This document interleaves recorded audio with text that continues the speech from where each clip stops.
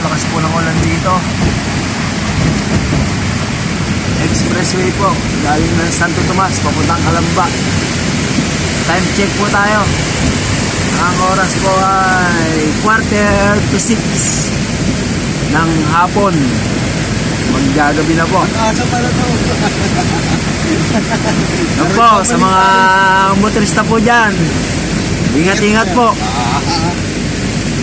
Daddy! Ingat, Daddy! Ingat daddy, pumuntot ka na sa jeep ha. Kaya mo si Kuya. Nagaan kayo ng pasahero kahit naulan na. Yung nakita, may pumamad jeep ha. Pag di-dispatcher ako. Dispatcher. Wala pa ng pasahero. Sakit ito. Baba na isa. Aba, makalimang pasero, makalimang ano kay punta, may 50 ka ba? May panggas na. Sakit na. Alright. Ayong, bugong. Yan po, Calamba na po. Lamba na po, Exit para po Calamba. kami nasa ano, nasa snow. 5.0. Lakas po ng ulan. Lakas po ng ulan. Mga motorista dyan, sumilong-song na. Silong-silong din pag may time. Kaya Alright. nababalian ng mga kamay-kamay at pay.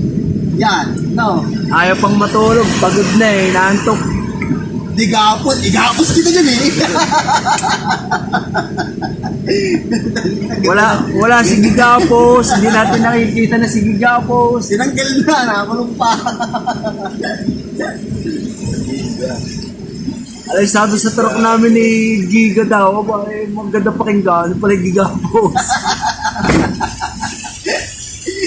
Sabi ko, eh, si ikaw, Gigapos ko dyan. Dapat itinali mo. Eh, wala daw kain-kain. Eh, kain ng pansin. Pans pa naman ang kinain eh. Ubugan naman ng nagsain ng hilaw eh. Ngata-ngata pa ah. Ewan ko yun. Wala nang kinakain eh. Gigapos daw yung truck namin. Sabi ko, ikaw Gigapos ko dyan.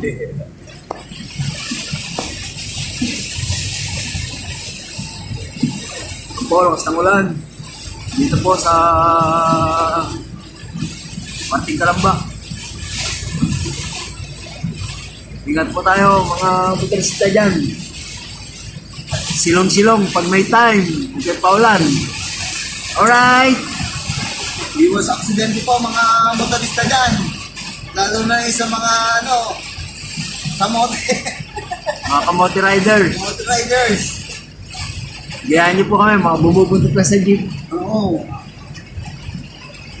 Tapos pagka buntot sa jeep, pag tumigil, mag-dispatcher, oh. Timi-50 ka pa, pag nakalimang pasahero. Alright. Ka, oh.